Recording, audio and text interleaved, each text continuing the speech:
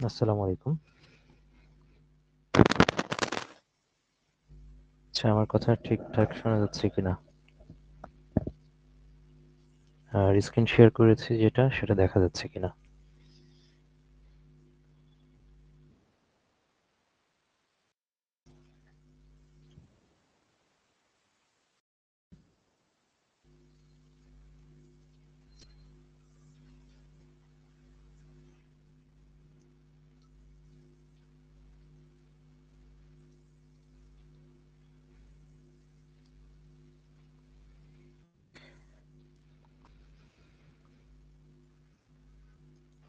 এই তো শুনতে পাচ্ছেন কি? যাচ্ছে এবং স্ক্রিনও হ্যালো? দেখা যাচ্ছে। জি, শোনা যায় এবং স্ক্রিন দেখা ওকে। যাচ্ছে। আপনি কেমন আছেন? জি, আছি আলহামদুলিল্লাহ। আপনি ভালো আছেন? আছি। আপনার কি অবস্থা বলেন তো? অবস্থা এই তো পড়াশোনা কি চলছে। দুই নতুন করে শুরু করছেন? পড়াশোনা নতুন করে শুরু করলাম। গত ২ দিন মানে ২ টা পরীক্ষা দিয়েছি। তবে হচ্ছে জি, দেখলাম যে বাংলাতে আমার অনেক ঘাটতি। বাংলা আমি হচ্ছে মোটামুটি ওই যে গ্রামাটিক্যাল বিশেষ করে ওই যে প্রয়োগ, অপপ্রয়োগ আর ধ্বনি পরিবর্তন ছিল তো। এই জিনিসটা হচ্ছে মানে ভুলে গেছি সবগুলোই। মানে কিছুই মনে নাই। কাজেই পরীক্ষাতে নাম্বারও পেয়েছি কম। তো এই জিনিসটা আবার একটু রিভিশন দিতে হবে আমার। আহ, এই তাছাড়া জি। বিজ্ঞানটা দেখলাম যে মোটামুটি মানে আগে যা পড়া ছিল এখন একবার অবশ্য রিভিশন সেভাবে করতে পারিনি, এটাও একটা কারণ। তারপরেও দেখি শুরু করলাম, আবার চেষ্টা করি একটু। জি।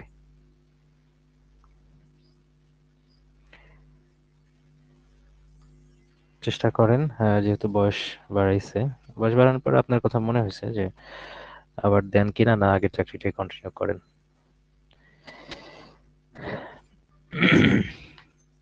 যাই হোক, আমাদের আজকে ৪৬তম বিসিএস প্রিলির সর্বশেষ ক্লাস হবে। এর আগে ৪টা ক্লাস হয়েছে।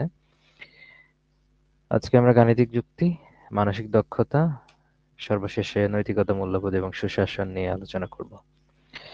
গাণিতিক যুক্তির যে প্রশ্নটা, এটা আমি বলবো তুলনামূলক এখানে প্রশ্ন সব সহজ হয়েছে প্রশ্নগুলো। ১৫টা প্রশ্নের মধ্যে ১৪টা প্রশ্ন এমন না যে এটা কোনো কোর্স থেকে বা লেকচার থেকে কমন পড়তে হবে। প্রশ্নগুলো এরকম এসেছে যে ১৫টার মধ্যে আহ ৭-৮টা এমনিতেই পারা যায়। ৭-৮টা এরকম আছে, এমনিতেই পারা যায়। কারণ ৮,০০০ এমসিকিউ এক্সাম ব্যাচ থেকে যেহেতু ৯টা প্রশ্ন কমন আসে, তার মানে অ্যাজ ইউজুয়াল আমরা যে ম্যাথগুলো প্র্যাকটিস করি সেই ম্যাথগুলো থেকে কিন্তু পরীক্ষায় প্রশ্নটা এসেছে। ওকে, দেখি। নিচের কোন ভগ্নাংশটি 2/3 এর থেকে বড়? তো এই ধরনের ম্যাথ আমরা বহুবার করেছি। কোনটা ক্ষুদ্রতম, কোনটা বৃহত্তম, এটা বহুবার করেছি। সাধারণত আমরা করেছি কিভাবে? আমরা কম্পেয়ার করে করেছি। 2/3 থেকে বড় যেহেতু, এখানে 2/3 থেকে বড় যেহেতু বলছে, যদি এমন হয় যে অপশনগুলো আমি প্রথম থেকে জাজ করা শুরু করব, ক, খ, গ, ঘ। ঠিক আছে? যদি এমন হয় যে কোনোটা আমরা 2/3 থেকে বড় পাচ্ছি, সরাসরি পরের অপশনগুলো আর জাজ না করে সেটা আমি আনসার দাগাইতে পারি, কারণ যেহেতু একটা সিঙ্গেল আনসার এখানে নিতে বলছে। আমি প্রথম থেকে শুরু করি। 2/3 থেকে শুরু যদি আমরা করি, 2-3 এভাবে দিলে হচ্ছে। তারপরে 33, 50 আমরা সাধারণত কি করি, এইভাবে করি, ক্রস গুণন করে ফেলি। তাই না? এই ক্রস গুণন করে ফেলি। তাহলে উপরে যেটা বলা আছে এটা যদি আমরা চিন্তা করি, তাহলে 100 হচ্ছে এখানে। দেন এটা ক্রস গুণন করলে হচ্ছে 99।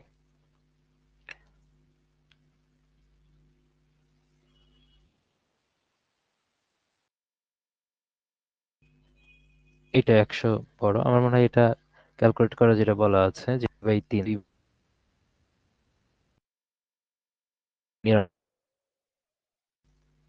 এটা এটা এটা বড়। তারপর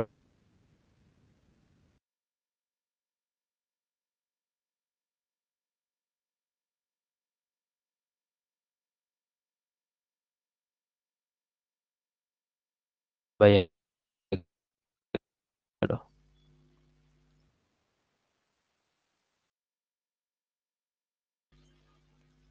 22, দেন হলো এটা ছিল, এটা আমরা পেয়ে গেছি এইটা 8/11। তার মানে আর পরের গুলো তো আর গেলাম না। তো 8/11 এটাই আনসার। তো এটা যদি সবার শেষে থাকতো তাহলে আমার কাছে বেশি স্টেপে যেতে হতো, কারণ আমি জানি না আসলে কোনটা অ্যান্সার। এইভাবে করাটাই সবচেয়ে বেটার। এর আগেও আপনার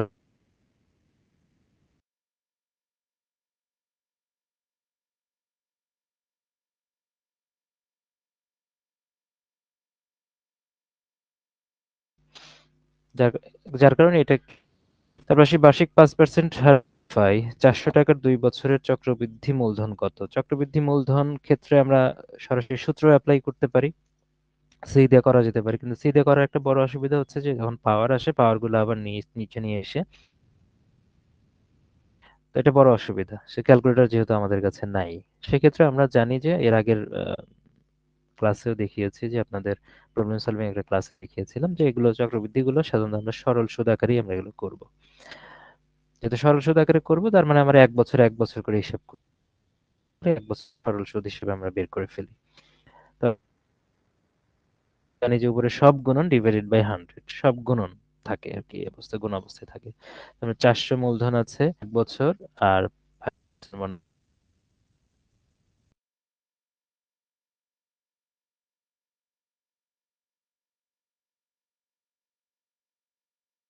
এগুলো কেটে যাচ্ছে, শেষে আমার মূলধন হয়ে গেল 420 টাকা।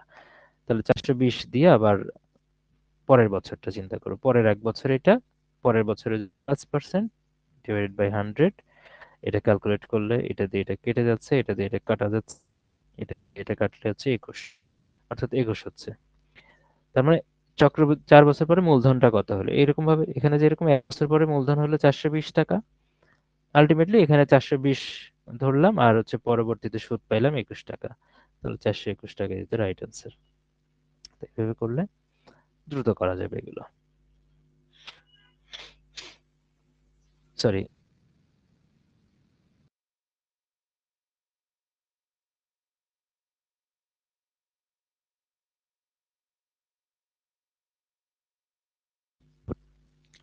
40 টাকা, এই 441 হলে সংখ্যা দুইটির অনুপাত কত? এটা অপশন টেস্ট করে করা যায় সংখ্যা তিনটির অনুপাত। এর আগে আমরা এমনিতেই বিভিন্ন সময় কিন্তু করেছিলাম যে অনুপাতগুলোকে যখন আমরা করি, যে এখানে যে 300 দেওয়া আছে, 300 দেওয়া আছে, আপনারা চাইলে এটা কমায় নিতে পারেন এই সংখ্যাটাকে।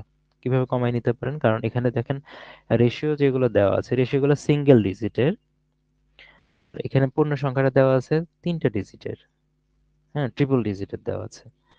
তা আমার কাজের সুবিধার্থে কি করব, যেহেতু এখানে রেশিও গুলো সিঙ্গেল ডিজিটের দেওয়া আছে, আমরা ওটাকে যদি আমরা ডাবল করে নিতে পারি তাহলে আমাদের অনুপাতটা বের করা ইজি হবে। তাহলে ডাবল ডিজিট করে নেওয়া মানে কি, এখানে যদি আমরা 30 কল্পনা করি, 30 কল্পনা করা বা 300 কল্পনা করা মোটামুটি একই রকম, কাছাকাছি যাবে আর কি। তো 30 কল্পনা করলে 30 ভাগ করা যাচ্ছে দুইটা দিয়ে।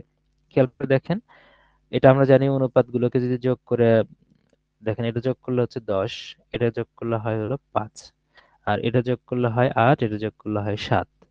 তার মানে যোগফল দিয়ে যদি, এখানকার অনুপাতগুলোর যোগফল দিয়ে যদি এই সংখ্যাটা ভাগ যায়, মানে 300 ভাগ যায় বা 30 ভাগ যায়, যেটাই যাক না কেন, তার মানে অনুপাত এটা, মানে এটাকে যদি অনুপাতে আমরা ভাগ করি, তাহলে তাহলে প্রত্যেকটা ভাগের মান হচ্ছে 10 ভাগ আছে এখানে, খেয়াল করেন 30-এর 10টা, তার মানে একটা ভাগের ভ্যালু হচ্ছে 3। তাহলে এখানে যদি আমরা, যেহেতু 1:9 দেওয়া আছে, তাহলে এখানে 3 বসাই দিই, আর 3 নং 27, এটা একটা হচ্ছে সংখ্যা। আর তারপরে যদি এটার মতো করে করি 5, তাহলে 5 6 30, প্রত্যেকটা অনুপাতের মান হচ্ছে 6 করে। তাহলে এখানে আমরা করতে পারি কত করে, 6 দেওয়া আছে, তাহলে 6 দুগুণে 12, 12 আর 18 যোগ করলে 30 হচ্ছে, 3 আর 7 যোগ করলে 30। অ্যান্সার তাহলে আমাদের কোনটা? আপনি চিন্তা করেন যে 100-র উপরে আপনাকে যেতে হবে, তার মানে এখানে 100 মানে 30 আমি মানে একটা শূন্য কমাই নিছি, তাহলে একটা শূন্য আবার এখানে বসাই দিই। আলটিমেটলি এটা কিন্তু বাদ পড়ছে, 30-এর তো 100-র উপরে যাচ্ছেই না, আর এটা কিন্তু আলটিমেটলি হয়ে যাচ্ছে 120 180। তো এইভাবে কিন্তু অপশন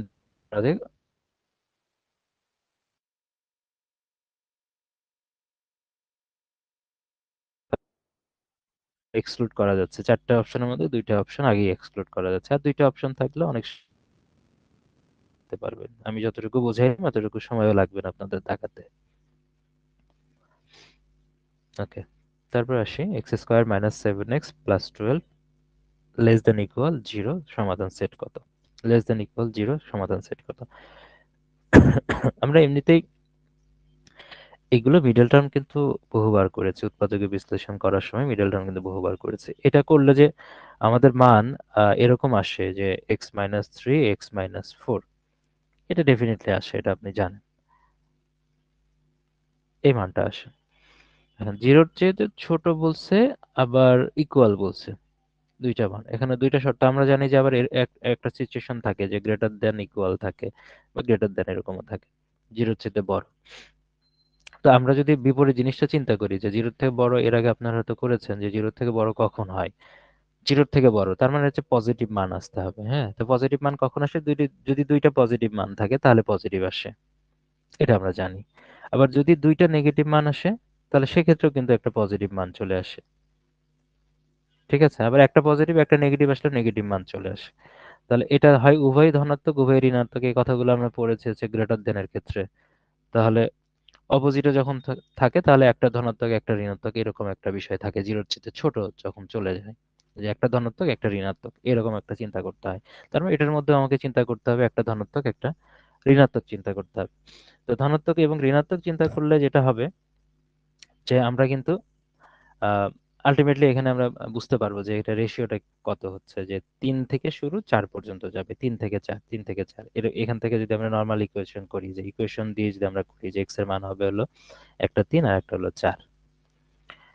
ঠিক আছে? লেস দেন ইকুয়াল যদি হয়, লেস দেন ইকুয়াল এর ক্ষেত্রে আপনারা দেখবেন যে অপশনগুলোর ক্ষেত্রে আমরা আমরা সরাসরি অ্যান্সার লেখার ক্ষেত্রে কি হয়, ফার্স্ট ব্র্যাকেট দিয়ে আমরা অ্যান্সার গুলো শেষ করি যদি লেস দেন থাকতো। যখন লেস দেন ইকুয়াল এর দিকে যায় তখন কিন্তু অ্যান্সার গুলো আপনারা হয়তো দেখে অ্যান্সার গুলো কোনটা হবে সেটা বুঝতে পারছেন, যে হয় খ বা গ এর মধ্যে হয়, খ বা গ অ্যান্সার আপনারা বুঝতে পারছেন। কিন্তু পরীক্ষার হলে কনফিউশনে পড়ে যায় যে কোনটা দেখাবো, ফার্স্ট ব্র্যাকেট না মানে থার্ড ব্র্যাকেট যেটা দেওয়া আছে সেটা। তো যখন ইকুয়াল সাইনটা থাকবে তখন কিন্তু থার্ড ব্র্যাকেটের দিকে যাবে, ইকুয়াল সাইন যখন থাকে যে 3 থেকে 4। এবং এটা একদম শর্টকাটে করার জন্য কিন্তু এটা বললাম। এটা যদি আমরা রিটার্ন আকারে করি অনেক দূর মানে আরো বেশি বিস্তারিত কিন্তু এটা করা যায় রিটার্ন আকারে করলে।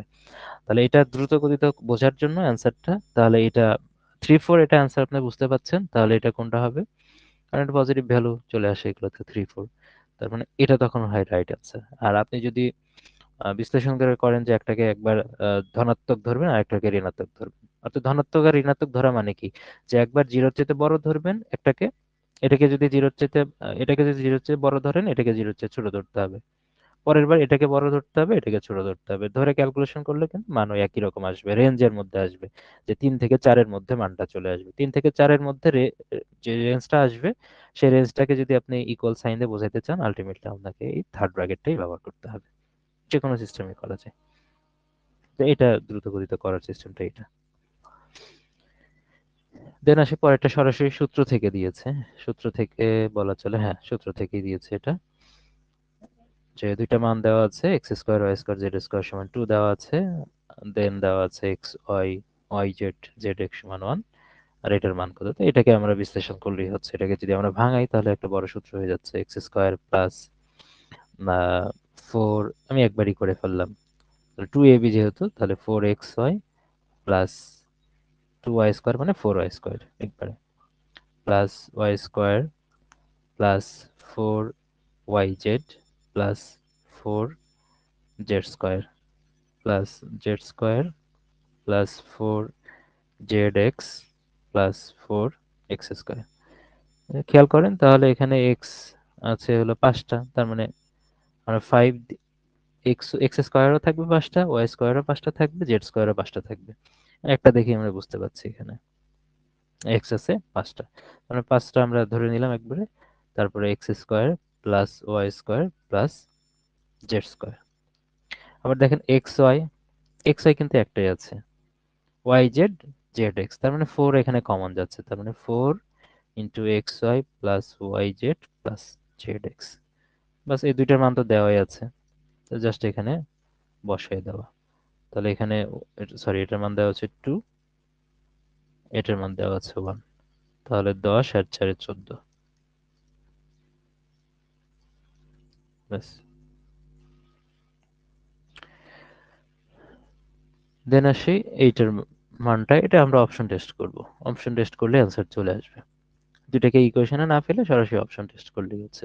এখন এখানে অপশন টেস্ট করার সুবিধা অসুবিধা দুইটাই আছে। যদি অপশনটা এমন হয় যে প্রথমে আপনি পাচ্ছেন ক নম্বরে মিলে যাচ্ছে, তাহলে দ্রুত অ্যান্সার হচ্ছে। না হলে যদি ঘ নম্বরে অ্যান্সারটা হয়, তাহলে ঘ নম্বরে গিয়ে অ্যান্সারটা মিলে যাচ্ছে, আপনি তো বুঝতে পারবেন না যে কোনটা দিয়ে শুরু করবেন বা কোনটা দিয়ে শেষ করবেন।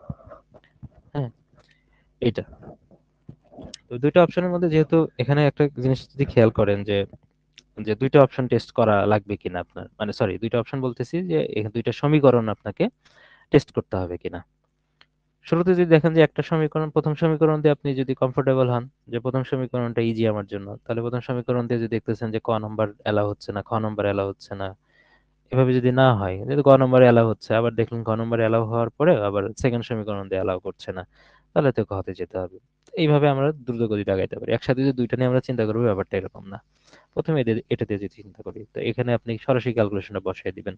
তাহলে এখানে 2 যদি বসান তাহলে 6 হচ্ছে। 6 এর মধ্যে থেকে যদি আমরা 5 বাদ দিই, ডেফিনিটলি 3 হবে না। তাহলে এটা ক্রস। পরেরটাও ঠিক একই। 6 এর মধ্যে থেকে 6 বাদ দিলে তো 3 হচ্ছে না। Cross definitely. তারপরে 9, 9 এর মধ্যে থেকে যদি 5 বাদ দিই, তাহলে এটাও হচ্ছে না। 3 পাচ্ছি না। পরেরটাতে ধরি, 9 এর মধ্যে থেকে 6 বাদ দিলে 3 পাচ্ছি। তো ডেফিনিটলি একটা অপশন জাজ করে খুব দ্রুত গতিতে করা গেল। এমন না যে আপনাকে এটাও আপনাকে জাজ করতে হবে। জাজ করার দরকার নেই। একটা দিয়ে মিলে যাচ্ছে। যদি এমন হয় যে না এটাতে মিলছে, এটাতে দুইটা মিলছে, গ এবং ঘ দুইটাই মিলে গেল, তখন আপনাকে আবার পরেরটা দিয়ে জাজ করে কোনো একটা রাইট আনসার নিতে হবে। এখানে দেখলাম যে আমরা আহ, একটা দিয়েই আমরা তিনটা মিলছে না, তার মানে ডেফিনেটলি এটাকে জাজ করার দরকার নেই, পরেরটা দিয়ে মিলে গেল, এটা রাইট আনসার। এইভাবে দ্রুত গতিতে এটা শেষ করা যাবে এগুলো। আচ্ছা, পরেরটা সূচকের ম্যাথ এসেছে। সূচকের ম্যাথ গুলো অনেকে একটু ট্রাভেলে পড়েন। জাস্ট এটা আমি বলবো যে ভয়ের কারণে ট্রাভেলে পড়েন। অনেকে প্যানিক হয়ে যান যে আসলে কোনটা কি, দ্রুত গতিতে করতে গিয়ে হয়তো বা ভুল টুল করে ফেলেন। এক্ষেত্রে যদি মনে হয় যে আপনি মুখে ক্যালকুলেশন করতে আপনার ভুল হওয়ার চান্স রয়েছে, তাহলে প্রত্যেকটা বলবো যে হয়তো বা মুখে ক্যালকুলেশন করলে হয়তো 2 লাইনে শেষ করতে পারবেন। আর সেক্ষেত্রে হয়তো এখানে যদি লেখেন তাহলে 4-5 লাইন হয়তো হবে। সেক্ষেত্রে এটা যদি 100% শিওর করতে চান, সেক্ষেত্রে আমি বলবো যে আপনি লিখেই করেন, তাতে আপনার অ্যান্সার ভুল হওয়ার চান্সটা কম থাকবে, যাদের ক্ষেত্রে সমস্যাটা হয়। মানে এটা যেটা দেওয়া আছে যে হাফ, এটাতে দেওয়াই আছে এরকম ভাবে এই অংশটুকু যে এটা সমান যদি 5 হয় তাহলে এক্স এর মানটা কত। এখন আপনি কি করবেন? আপনি যদি মনে করেন যে না অপশন টেস্ট করব, হ্যাঁ, তো অপশন টেস্ট করেও কিন্তু এটাকে ঠিক করা যায়। অপশন টেস্ট করেও কিন্তু এটা ঠিক করা যেতে পারে।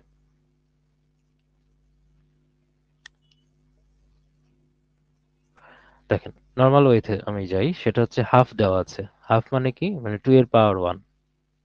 পরের লাইন যদি লিখি, ইন্টু 2 এর পাওয়ার আছে এক্স মাইনাস 3 প্লাস 1, এইভাবে দেওয়া আছে। আসলে এই প্লাস 1টা আসলে দরকার ছিল না, একবারে আমি যদি পার করে দিই তাহলে কাজটা শেষ। এভাবে পার করে দিলে মানে 1 হচ্ছে, দরকার নেই, যত কমানো যায়। তো আপনি এখানে কিন্তু 2 বেস পেয়ে গেলেন। এখন পাওয়ার গুলো কিন্তু আপনি নিয়ে যেতে পারেন, তাহলে এক্স মাইনাস 4 হয়ে যাচ্ছে। তাহলে এখানে আপনি 4 পাচ্ছেন, আলটিমেটলি এখানে 4 লিখতে পারেন এক লাইনে, আপনাকে তো এখানে কেউ ধরবে না যে এক লাইনে এত কিছু লিখলেন কেন। তাহলে 4 লিখে ফেললেন, আলটিমেটলি এখানে কিন্তু আপনি এখানে 4 হয়ে গেল।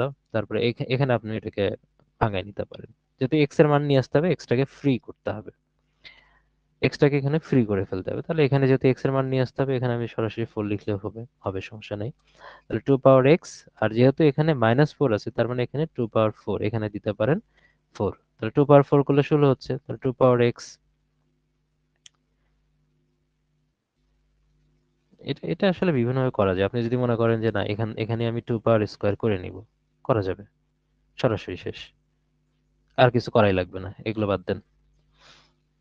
2 পাওয়ার স্কোয়ার হয়ে গেছে। তাহলে এখানে বেস সমান হয়েছে, বেস সমান হয়েছে, তার মানে আপনি এক্স মাইনাস 4 সমান 2, তাহলে এক্স সমান 6। শেষ। অতটুকু তো যাওয়ার দরকার নেই, আরো ইজি, অতটুকু যাওয়ার দরকার নেই। বাস। তো এটা এটা আপনি জাস্ট এটাকে ভাঙায় নিলেন, এটা হয়ে গেল। তারপর এটা পার করে দিলেন 4, 4 মানে হচ্ছে 2 এর উপর স্কোয়ার করা যায়। বেস বেস যেহেতু সমান, তাহলে উপরে পাওয়ার পাওয়ার আমরা সমান করতেই পারি। তো এখান থেকে আনসারটা চলে আসলো এক্স 6। এটা অপশন টেস্টের চেয়ে ইজি। অপশন টেস্ট যদি আপনি যান ক খ গ ঘ, ঘ নম্বরের অ্যান্সার মিললে একটু সময় লাগবে, বরং এখানেই সময়টা কম লাগবে, অপশন টেস্টের চেয়েও এটাতে সময় কম লাগবে। ওকে, সূচক থেকে আসছে, পরেরটা লগ থেকে এসেছে। লগের সিস্টেম নর্মাল যদি আমরা থাকি যে ওটার একটা অ্যান্সার হয় যে লগ 8 পাওয়ার এক্স, এটা একটা অ্যান্সার হয়, তারপরে লগ √8x, এটা অ্যান্সারটা একটু ডিফারেন্ট হয় টাইপের। ঠিক আছে, এটা আমরা জানি, এই ধরনের সিচুয়েশন আমরা ফেস করে আসছি, কিন্তু এখানে আবার এখানে পূর্ণ সংখ্যা দেয় নাই, এখানে একটা ভগ্নাংশ সংখ্যা দিয়ে রেখেছে। আলটিমেটলি এটাকে যদি আমরা ভাঙাই নিই, কত হচ্ছে 10/3, এটা পুরোর মান 10/3।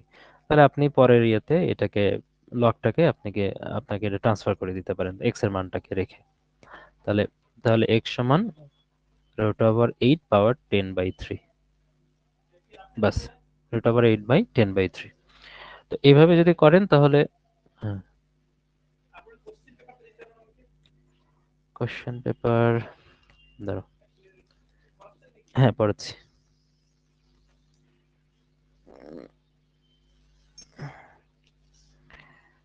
এখানে তিনটা পেপারই আছে, আর মাঝখানে আমার কোশ্চেনটা আছে, এটা এবার এটা আছে, হ্যাঁ।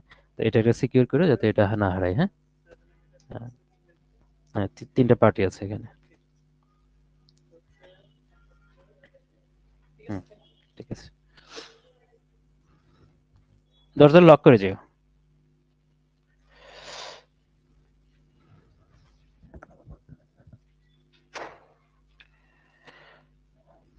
ওকে, দেখেন তাহলে, যেটা যেটা করলাম যে এটা এইভাবে আপনি পার করে নিলেন ডিরেক্ট, এটা এই ম্যাথ এইভাবে কিন্তু আপনি পার করতে পেরেছেন, আগে করেছেন সরাসরি।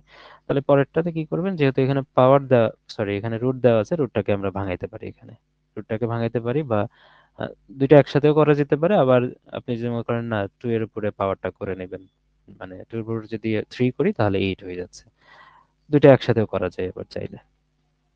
হুম, তো এইভাবেও করা যাচ্ছে, এটাকে একবারে যদি শেষে 10/3 করে দেন, আবার পরেরটাতে এই লাইনে সিরিয়ালে লিখলেই হচ্ছে, বারবার এটা লেখার দরকার নেই।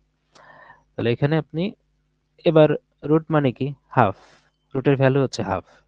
তাহলে এখানে 3 দেওয়া আছে উপরে, এটাকে যদি 3 দিয়ে গুণন করেন তাহলে কি 3/2 হচ্ছে। ঠিক আছে, ইভেন এটার সাথে যে পরের অংশটুকু আছে এটা এটা 10/3 দিয়ে দেন, তাহলে এটা দিয়ে এটা কেটে যায়, এটা দিয়ে এটা কাটলে হচ্ছে 5 হয়, তাহলে 2 পাওয়ার 5 হয়ে যাচ্ছে এখানে। তো 2 পাওয়ার 5 হওয়া মানে কি 32, এক্স এর মান হলো 32, এক্স এর মান এখানে 32 আনসার সরাসরি চলে আসবে। তাহলে এটাকে সরাসরি এভাবে, এটা রিটেন মেথডই হয়ে গেল, হ্যাঁ, শর্ট রিটেন মেথড। এইভাবে রিটেনেও তো এইভাবে করা যায়, কারণ এটা টোটালটাকে লগ আউট করার একটা হলো যে এখানে আমরা এর আগেও করেছি, যেটা যেখানে থাকবে, যেটা এক্সট্রা বলে এটার উপরে পুরো এই পাওয়ারটা চলে যায়। ঠিক আছে, এটা আমরা নর্মালি এর আগে দেখেছি। তারপরে এখানে যে পরের লাইন আছে, বাবা না দিয়ে এক লাইনে আপনি যে ক্যালকুলেশন গুলো সহজ করে নিয়ে তারপরে এটা দ্রুত করে ফেলতে পারবেন। এই টাইপের ম্যাথটা ব্যাংকেও আসে, ব্যাংক থেকে যারা ব্যাংকে পরীক্ষা দিয়েছেন তারা এক্সপেরিয়েন্স করেছেন এই টাইপের ম্যাথ, বা প্র্যাকটিস করার সময় বা প্রস্তুতি নেওয়ার সময়। তো আবার বিসিএস এও দিয়ে দিয়েছে। দেখেন 1000-এর মধ্যে কতগুলো মানে 1 থেকে 1000-এর মধ্যে, এটা বলছে 1 থেকে বড় মধ্যে কতগুলো এরকম সংখ্যা আছে কিন্তু 30 দ্বারা বিভাজ্য। আমরা আলটিমেট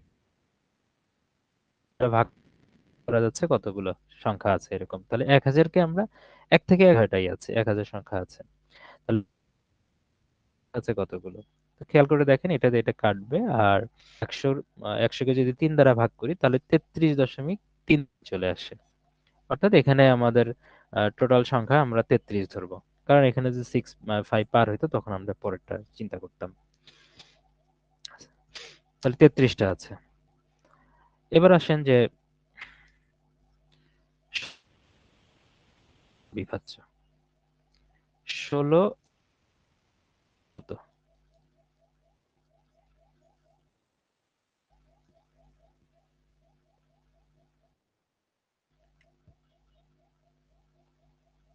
8 3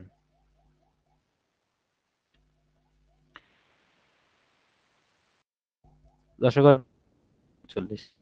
তাহলে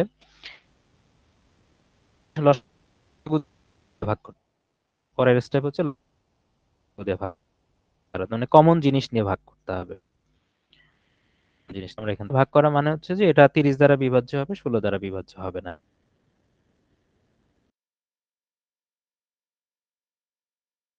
এখানে হবে, এটা এটা চিন্তা করবেন 25, 24টাকে 25 মানে আমি 4, তার মানে 33টার মধ্যে থেকে 4টা এমন আছে যারা 30 দ্বারা ভাগ হবে কিন্তু 16 দ্বারা ভাগ হবে না।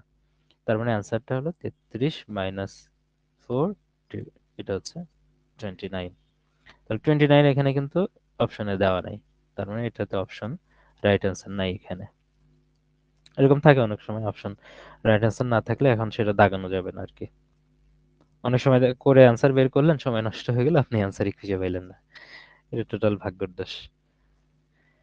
ওকে, তাই এটা এভাবে করতে হবে। আর ব্যাংকের যারা পরীক্ষা দিবেন তাদের জন্য এটা কাজে লাগবে। ইংলিশে এটা আসে, বিভিন্ন চাকরি পরীক্ষা আসতে দেখা গেছে, অন্যান্য চাকরি পরীক্ষাতেও আসে, কিন্তু ব্যাংকে তুলনামূলক বেশি আসতে দেখা গেছে। 83, একটি সিলিন্ডারের বৃত্তীয় তলের ব্যাসার্ধ 2 সেন্টিমিটার, বৃত্তীয় তল 2 সেন্টিমিটার, উচ্চতা 6 সেন্টিমিটার, উহার তলগুলির মোট ক্ষেত্রফল কত?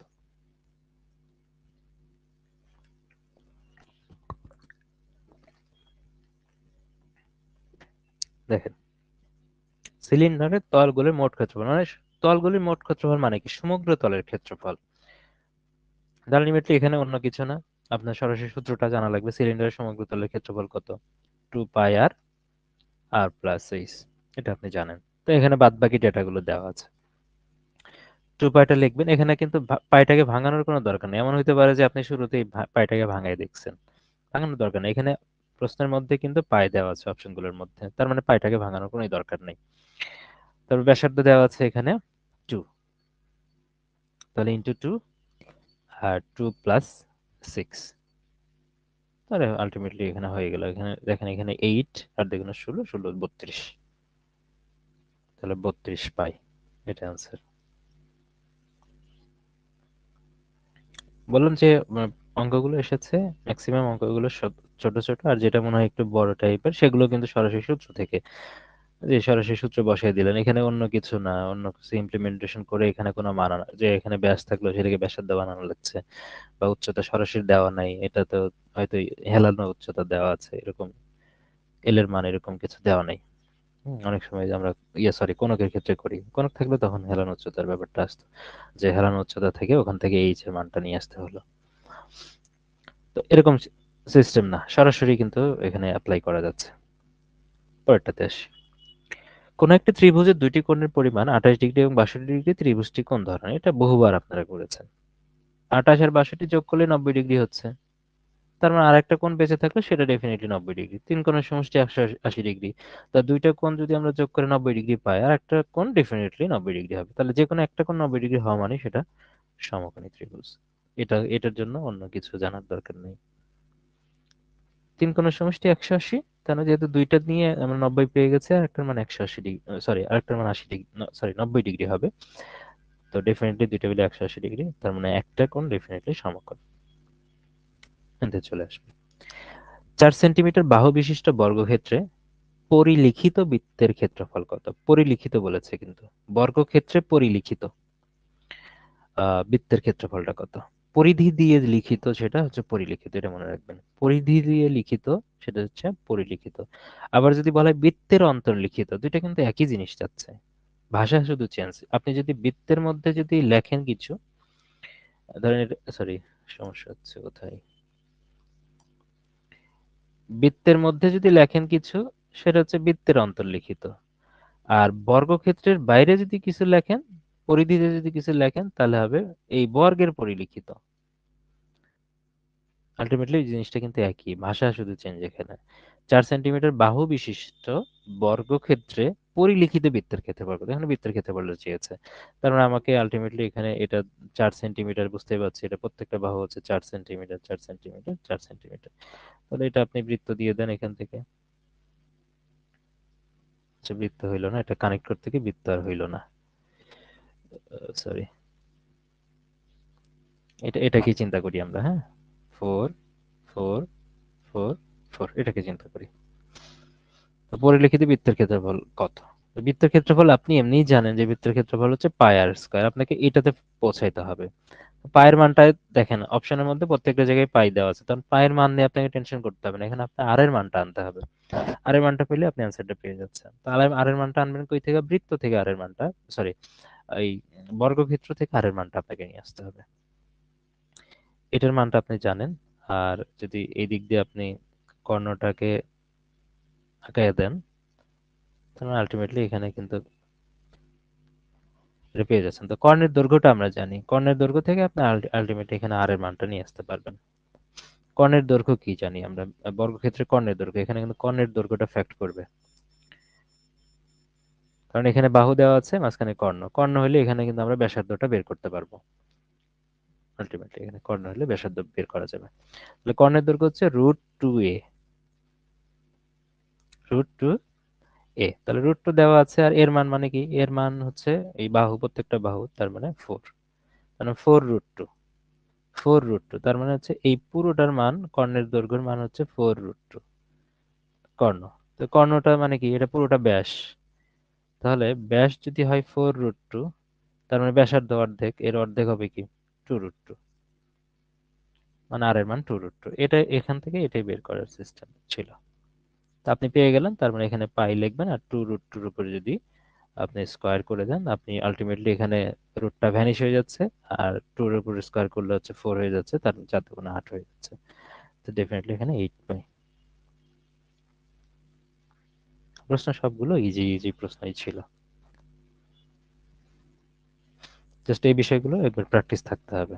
আর আলটিমেটলি এটা প্র্যাকটিস না থাকার কোনো সিস্টেম, আমি বলবো যে এটা যদি প্রিভিয়াসলি আপনি করেন, প্রিভিয়াস সালের প্রশ্নগুলো করেন, ওই জায়গা থেকে কিন্তু এসেছে, জাস্ট ভাষা চেঞ্জ করে এসেছে, কিন্তু ফিগারটা আগাইলে কিন্তু আপনার অ্যান্সারটা বুঝতেই পারবেন কিভাবে আপনারা করবেন।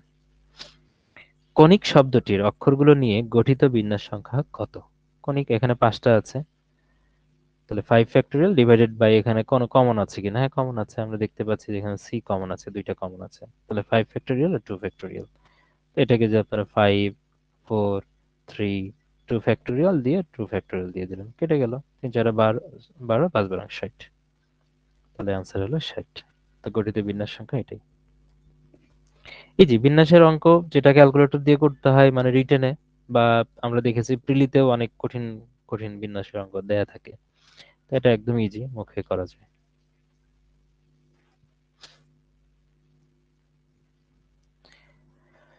আচ্ছা, সদস্য সংখ্যা কত চেয়েছে? তাহলে এ সেটের মানটা কি বলেছে এখানে? এক্স এক্স যেন 5 এবং 7 দ্বারা বিভাজ্য, এবং 150 চেয়ে ওটা ছোট হবে, 150 এর চেয়ে ছোট, না যে কোনো কিছু 150 এর ছোট এবং 5 এবং 7 দ্বারা বিভাজ্য যেহেতু বলা আছে, তা 5 এবং 7 দ্বারা বিভাজ্য হইতে গেলে আসলে কি এটার লসাগু লাগবে। 5 এবং 7 এর লসাগু হচ্ছে 5 7 35, 35। আমরা চিন্তা করি যে 150 এর মধ্যে এই আগেরটার মতো খেয়াল করে দেখেন, ওই যে 1 থেকে 1000 এর মধ্যে কয়টা আছে এটা, তার মানে 150 এর মধ্যে, মানে 150 কে 35 দ্বারা মানে কয়বার ভাগ করা যায়? চিন্তা করেন এটা, যে 35 এর ডাবল হচ্ছে 70, 70 এর ডাবল হচ্ছে 140, তার মানে 150 এর মধ্যে আমি চলে আসছি, তার মানে 4, এর বেশি তো হওয়ার কথা না, 4। তার মানে এবার পাওয়ার যদি 2 পাওয়ার 4 করি, তাহলে এটা কত হচ্ছে? 16। আলটিমেটলি এখানে কত আছে? সদস্য সংখ্যা হবে 16টা। 2 পাওয়ার n দিয়ে আমরা সদস্য সংখ্যা বের করি, তার মানে এখানে 4 যেহেতু আমরা পেয়ে গেছি, মানে 100-র মধ্যে 140 যেহেতু হইলো, তার মানে 150-র মধ্যে এটা, এর বেশি হওয়ার চান্স নেই। আর আর 35 যদি যোগ করেন, তাহলে 150 ক্রস করে যায়। আলটিমেটলি এটা অ্যান্সার, খুব দ্রুত এগুলো অ্যান্সার করা যায় এভাবে। দেন আসেন, একটি থলিতে 5টি নীল, 10টি সাদা, 10টি কালো বল আছে, দৈব চয়নের মাধ্যমে একটা বল তুললে সেটি সাদা না হওয়ার সম্ভাবনা কত? সাদা না হওয়ার সম্ভাবনা বলছে, সাদা হওয়ার সম্ভাবনাটা ইজি ছিল, আরো ইজি, সাদা না হওয়ার সম্ভাবনা আরো ইজি। তো এখানে টোটাল বল আছে কয়টা? 35টা বল আছে। আর সাদা না হওয়ার সম্ভাবনা মানে কি? এইটা আর এটার কথা বলছে, সাদা বাদ দিয়ে, তো সাদা বাদ দিয়ে আছে 25টা, এটাই অ্যান্সার। এখন দেখেন এটা কোনটার সাথে মিলে যায়। 5 দিয়ে যদি আপনি কাটেন, তাহলে হচ্ছে 5 5 25, 5 7 35, তাহলে 5/7, এটাই, এই যে এতটুকুই। সাদা হওয়ার সম্ভাবনা যদি বলতো তাহলে 10/35 দিতাম আমি, যেটা আনসার হইতো সেটাই। কালো হওয়ার সম্ভাবনা 20/35, নীল হওয়ার সম্ভাবনা 5/35, না হওয়ার সম্ভাবনা ওইটা বাদ দিয়ে বাদ বাকি দুইটা। এই যে, তাহলে ম্যাথ 15টা দেখলাম, 15টার মধ্যে যারা কিনা অনেকে আছে পরিমিতি অ্যান্সার গুলো বাদ দেয়, তারা হচ্ছে 10 নম্বর 12 নম্বর এটা পারবে না, ওই যে সিলিন্ডারেরটা হয়তো সূত্রটা পারবে না, পরিলিখিতটা পারবে না, বিন্যাসেরটা অনেকে ভয় পায়, দেখেই না, মানে লগারিদম এগুলো দেখে না। তারপরে একদম যদি কিছু না পারে, তারপরে এখানে প্রশ্ন পারার মতো অনেকগুলোই আছে। ম্যাথ যারা দুর্বল তারাও এই 15টার মধ্যে কিন্তু 7-8টা ইজিলি পারবে, সেরকম ম্যাথে কিন্তু এখানে দিয়েছে মিনিমাম ম্যাথ যদি কেউ করে। ওকে, তো এখানে কিন্তু যে ম্যাথগুলো আসছে 15টার মধ্যে 15টা পারার মতোই ম্যাথ। যারা ম্যাথে এভারেজ, তারা কিন্তু এভারেজ থেকে বা একটু ভালো, তারা কিন্তু ম্যাথে পুরোটাই মানে পুরো অ্যান্সারই, মানে যেটা রাইট অ্যান্সার নাই সেটা বাদ, সেটার হিসাব আলাদা, ওটা বাদ দিয়ে বাদ বাকি সবগুলো কিন্তু রাইট অ্যান্সার করা যাবে। ওকে, মানসিক দক্ষতা 13টা কমন ছিল এখানে। মানসিক দক্ষতার অনেক বিষয় আছে যে এটা আপনার সেন্স থেকে অনেক কিছু কমন আপনি অ্যান্সার করতে পারবেন। সবকিছু একদম মানে এক্সাক্ট প্রশ্নটা কমন পড়তে হবে ব্যাপারটা তো এরকম না, আমরা জানি। আচ্ছা, একজন লোক উত্তর পশ্চিম দিকে মুখ করে আছে, এটা আমরা যখন এর আগে মেইন ক্লাসেও করেছে বা এমনি যখন সলভ করেছে তখন ডেফিনেটলি আমরা ম্যাপের ডিরেকশনটা আমরা আঁকাইতাম এইভাবে। এটা উপরে উত্তর ছিল, আমরা জানি নিচে দক্ষিণ, ডান পাশে ছিল পূর্ব, আর বাম পাশে ছিল হচ্ছে পশ্চিম, এরকম ব্যাপারটা ছিল। তো একজন লোক উত্তর পশ্চিম দিকে মুখ করে আছে, তাহলে এই সাইডটা হলো উত্তর পশ্চিম। ডেফিনেটলি এখানে বলে দেয় না যে আপনি আহ নির্দিষ্ট একটা দিক বলা নেই, তার মানে আমরা দুইটা থেকে মাঝামাঝি জায়গা ধরতে পারি, যে এই দিকে সে মুখ করে আছে, এই দিক থেকে তাকায় এদিকে মুখ করে আছে, তার মানে এখানে সে ঘড়ির কাঁটার দিকে 90 ডিগ্রি ঘোরে। তাহলে আপনি যদি এখান থেকে 90 ডিগ্রি ঘুরতেন, খেয়াল করে দেখেন, এখান থেকে 90 ডিগ্রি ঘুরলে আপনি এই জায়গায় আসতেন, 90 ডিগ্রি ঘোরা, তার মানে এখানে অর্ধেক যেহেতু পার করেছেন, তার মানে আপনি এখান থেকে 90 ডিগ্রি যাবেন। ঠিক আছে, এখানে অর্ধেক থেকে, এটা যদি দেখতে অন্যরকম দেখাচ্ছে আর কি, যে মনে হচ্ছে পুরো 180 ডিগ্রি গেছি। আহ এখান থেকে 90 ডিগ্রি যাওয়া মানে আসলে ওইভাবে অতটুকু ঘুরবে না, মানে কাছাকাছি যাবে আর কি। হুম, ধরেন এই এই পজিশনে আসবে আর কি। এখান থেকে 90 ডিগ্রি তো এই জায়গায় না, এখান থেকে 90 ডিগ্রি এইটুকু, তার মানে এই অর্ধেকটুকু আপনি বাদ দিলেন, মানে কি এই অর্ধেক, এই পাশে অর্ধেকটুকু আপনাকে বাড়িয়ে নিতে হবে, তাহলে এই জায়গাটাতে আসলো সে। তারপর সে ঘড়ি কাঁটার বিপরীত দিকে ঘুরে 180 ডিগ্রি আসলো, তার মানে এইটুকু আসা মানে কি ঘড়ি কাঁটার দিকে গেল 90 ডিগ্রি, আবার এইটুকু যদি আসে তাহলে আবার 90 ডিগ্রি হয়ে গেল। তো 180 ডিগ্রি মানে এখান থেকে আবার যেতে হবে এদিকে, তার পরের ঘরে এখানে চলে আসলো, ঘড়ি কাঁটার বিপরীত দিকে 90 ডিগ্রি আসলো।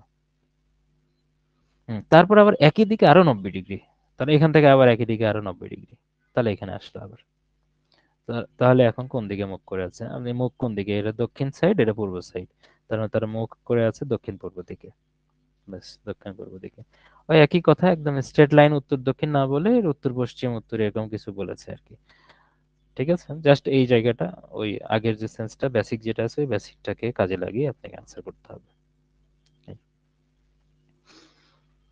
নিম্নের শব্দগুলো অভিধানে যে ক্রমে আছে সেভাবে সাজান। ইংলিশটা সাজানো খুবই ইজি, বাংলার ক্ষেত্রে অনেক সময় ঝামেলা হয়, অনেকে বাংলার ক্ষেত্রে যুক্ত বর্ণ দিয়ে অনেক ঝামেলা আছে, কিন্তু ইংলিশের ক্ষেত্রে ওই ধরনের কিন্তু সমস্যা নাই।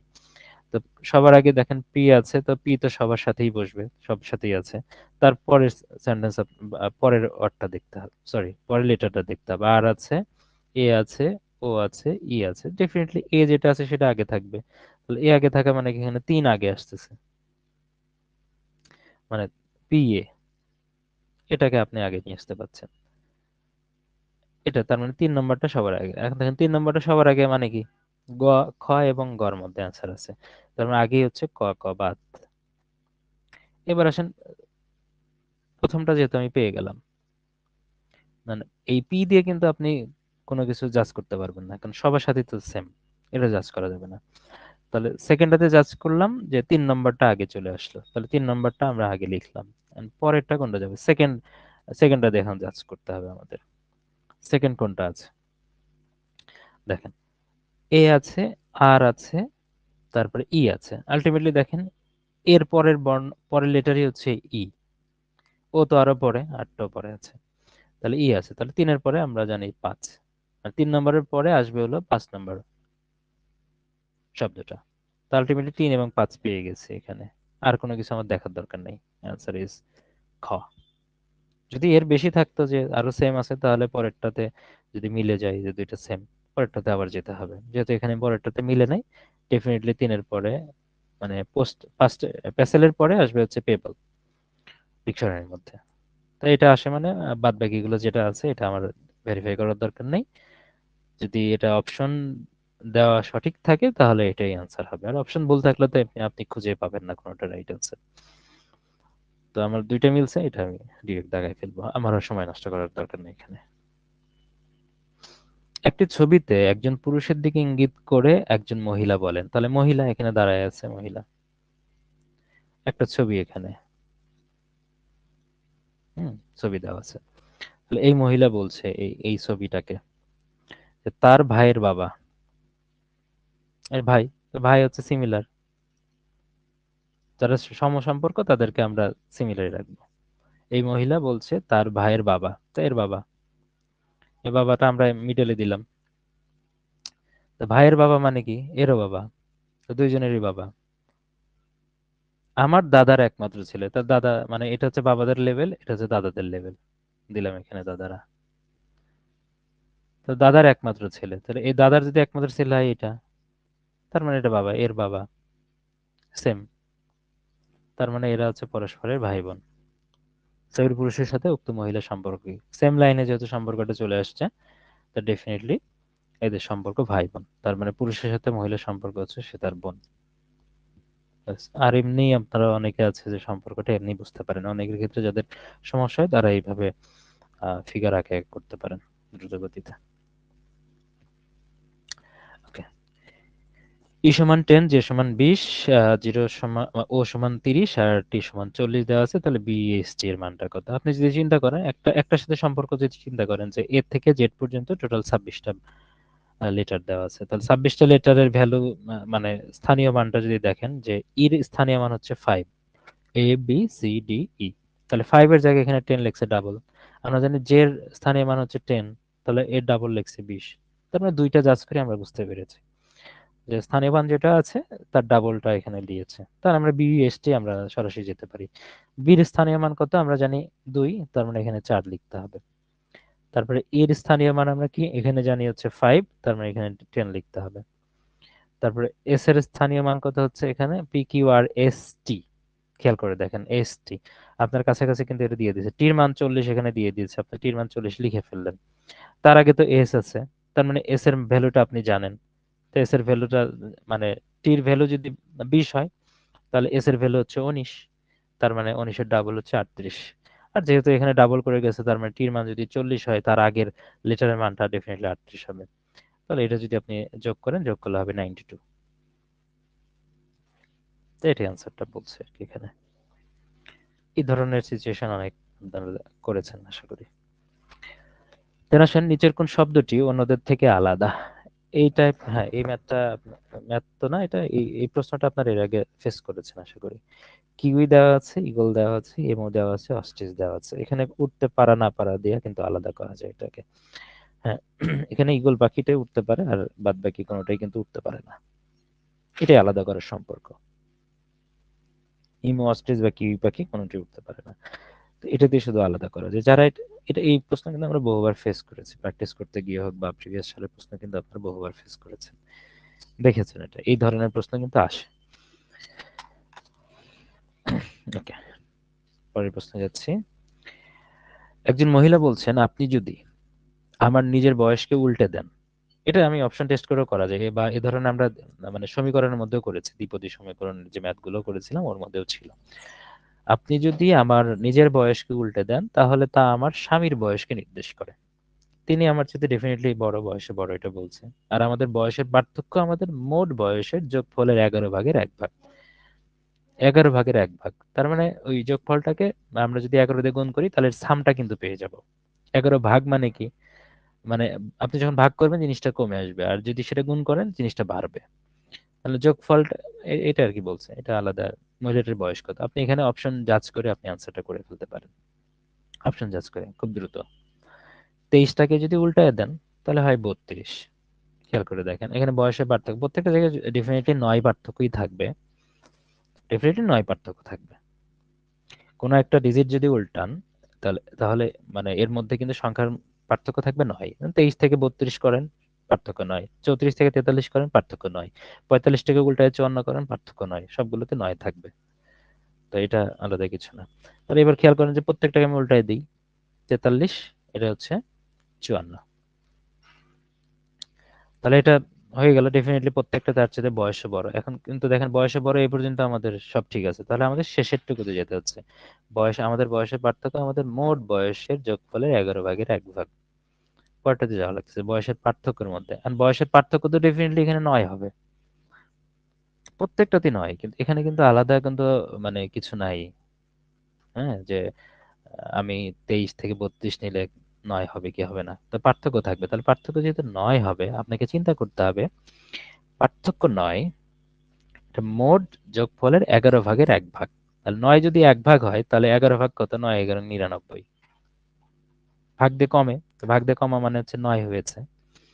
আর আমরা গুণ করলে সেটা বাড়বে, তাহলে যোগফলটা আমাদের আসবে 99। আপনি চিন্তা করেন এখন যে কোনটাকে যোগ করলে 99 হচ্ছে।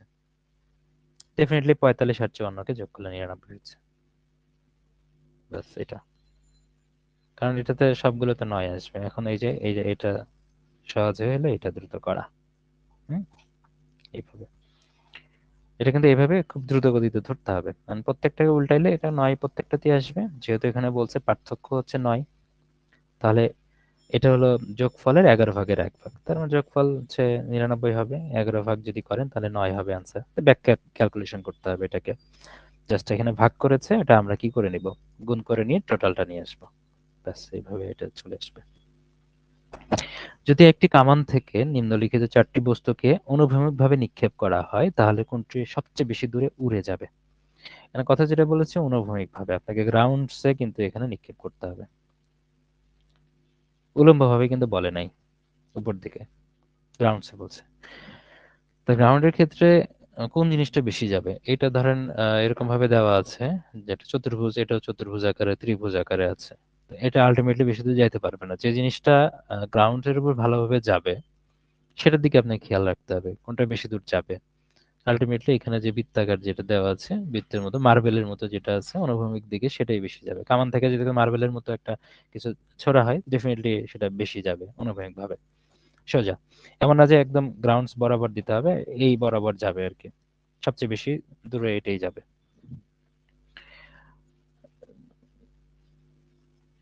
ওকে, তারপর আসেন একটি সভায় 15 জন লোক রয়েছে।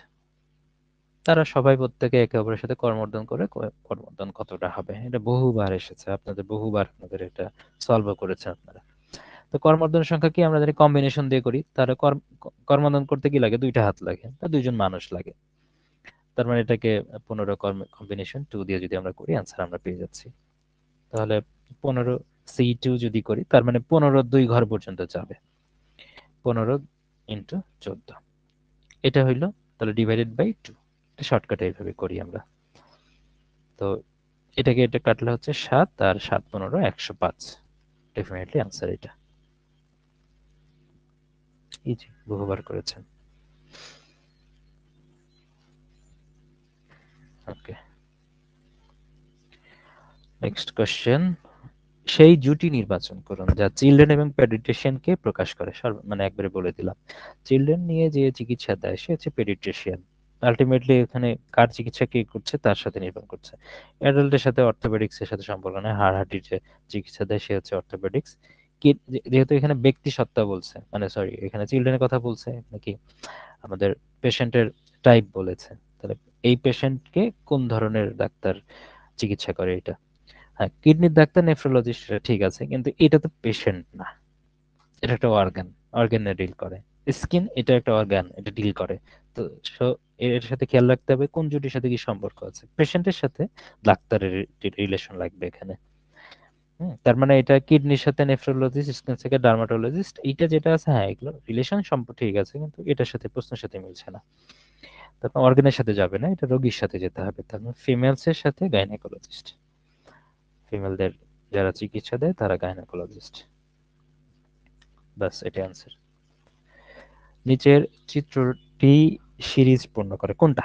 কোন চিত্রটা এখানে সিরিজটি পূর্ণ করবে? এখানে সিরিজ পূর্ণ করার ক্ষেত্রে একটা সিকোয়েন্স আপনাকে খেয়াল রাখতে হবে। অপশন তো তিনটার চারটার মধ্যে একটা হবে। খেয়াল করে দেখেন যে এটা কর্নার গুলো চিন্তা করবেন। ফার্স্ট, সেকেন্ড, থার্ড, ফোর্থ এরকম যদি চিন্তা করেন, যে এটাকে যদি এক ধরেন, এটাকে দুই ধরলে এটা তিন, তার মানে 1 3 পজিশনে আছে। তার মানে এটার পরে এটা হচ্ছে 4 পজিশন, এটা হচ্ছে 5 পজিশন, এটা 6 7 8 9 পজিশন, এরকম ধরেন হোয়াট এভার। এরকম না ধরলেও চলবে যে আপনি একটাতে সবকিছু ধরবেন এমন না। তার মানে এটা আমি বোঝাতে চাচ্ছি, এটা হচ্ছে বিজোড় জায়গাগুলো আপনি চিন্তা করেন। 1 3, এটা হচ্ছে 2 এবং 4 পজিশনে এখানে দাগানো আছে। তাহলে এই দুইটা দিয়ে কাজ শেষ আমাদের। দুইটা ঘর ছিল, পরেরটা খেয়াল করে দেখেন তিনটা ঘর, তার মানে এখানে 1 পজিশনে আছে, 3 পজিশন আছে, 5 পজিশনে আছে। আর এটা আছে 2 পজিশনে, 4 পজিশনে, 6 পজিশনে আছে। তার মানে দুইটার খেলা শেষ, এখানে তিনটার খেলা শেষ। তাহলে পরের খেলাটাই শুরু হবে চারটার খেলা নিয়ে। তো চারটার খেলা নিয়ে ডেফিনেটলি কি করবে, এই জায়গাটাতে 1, তারপর 3, এখানে 5, এখানে 7-এ বসবে। তো 1 3 5 7 কোনটা আছে দেখেন, প্রথমটাতে আছে 1 2 3 5 7 কর্নার গুলো। তাহলে দুইটা কমপ্লিট হয়েছে সিরিজ, তিনটারটা কমপ্লিট হয়েছে, চারটারটা শুরু হবে। এই এইভাবে এটা আগাতে হবে।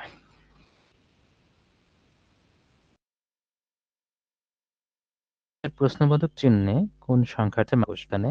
তার মানে এখানে মাঝখানে আছে হচ্ছে 108। আপনাকে চিন্তা করতে হবে এই 4 8 আর 9 এটাকে কিভাবে কাজে লাগালে 108 আসবে। তার মানে সেইভাবে কাজে লাগায়, এই যে হট চিহ্ন যেটা দেওয়া আছে এখানে,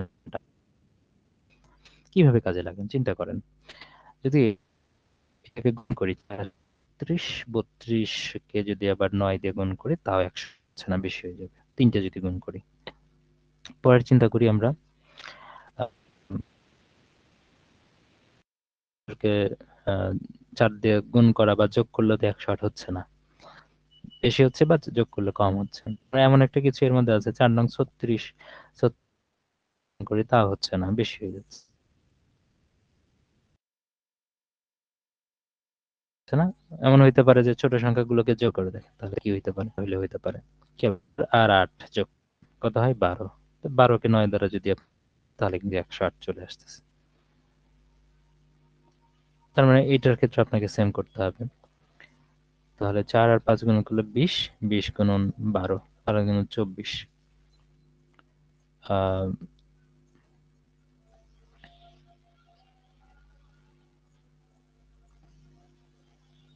কত আসলো এখানে, সরি সরি, আমি তো গুণ করে ফেলছি এটা। তাহলে এটা 9, তাহলে 9 আর হচ্ছে এখানে 12, তাহলে এখানে হচ্ছে 18, 108, 108 ডেফিনেটলি। তাহলে এই দুটো যোগ করে 12 দেখুন, 108 অ্যান্সার। দেন আসেন সঠিক বানান কোনটা সেটা চিহ্নিত করতে বলছে। এখানে কনসেনসাসের কথা এখানে বলছে, অবচেতন মানে বিবেকবান, সাবকনসিয়াস না, এটা কনসেনসাস।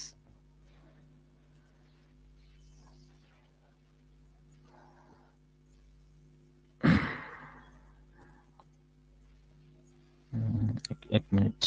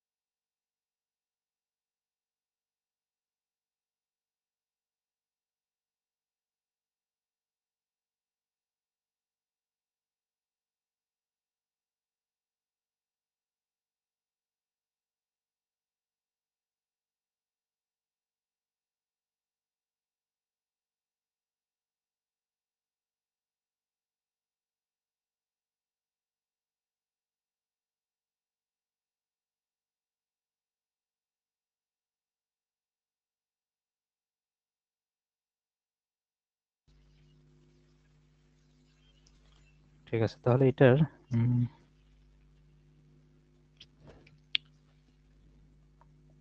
এটা সঠিক বানানো তাহলে কোনটা আছে? এটা কনসেনসাস যেটা কনসাইন্স যেটা আপনারা পড়েছেন, তাহলে ওই বানানটা দেখেন কোন দিকে যাচ্ছে আর কি। মোটামুটি শুরুটুকু সব জায়গায় সেম দেওয়া আছে এই পর্যন্ত। পরেরটা দেখেন, এটা শ্বাস যেটা দেওয়া আছে TIOUS এটা দিয়ে হয়, এটার সাথে এটা, আর বাদ বাকি যেটা দেওয়া আছে এটা দেখেই বোঝা যাচ্ছে CT CIT এগুলো হবে না। আর শ্বাস সাধারণত TIOUS এটাতেই হয়, CI দিয়ে কিন্তু হয় না। তো এটা কিন্তু অ্যান্সার, এটা অ্যান্সার হলো, আমরা জানি যে এটার মিনিং হচ্ছে বিবেকবান, যেটা কনসিয়াস পিপল। ওকে, আসেন একটি কমিটিতে পুরুষ এবং মহিলার সংখ্যা একটা অনুপাতে 3:2 অনুপাতে আছে। যদি মহিলা সংখ্যা 25 হয় তাহলে পুরুষের সংখ্যা কত? অনুপাতের ম্যাথ কিছুক্ষণ আগে একটা করলাম। এবার দেখেন যে ওই অনুপাতটাকে সিদ্ধ করে কিনা। 25 হচ্ছে মহিলার সংখ্যা, এখানে পুরুষ এবং মহিলা, তাহলে 3:2, তার মানে মহিলা হচ্ছে 25, তাহলে মহিলার সাইডটা আমি লিখলাম। তাহলে মহিলার সাইড যদি আমরা লিখি তাহলে এই পাশে আমি পুরুষের সাইডটা পাবো। মানে শর্ত হইতো কি, শর্ত কি হইতে হবে, এখানে 2 দেওয়া আছে, 25 হলো মহিলার সংখ্যা। বলো।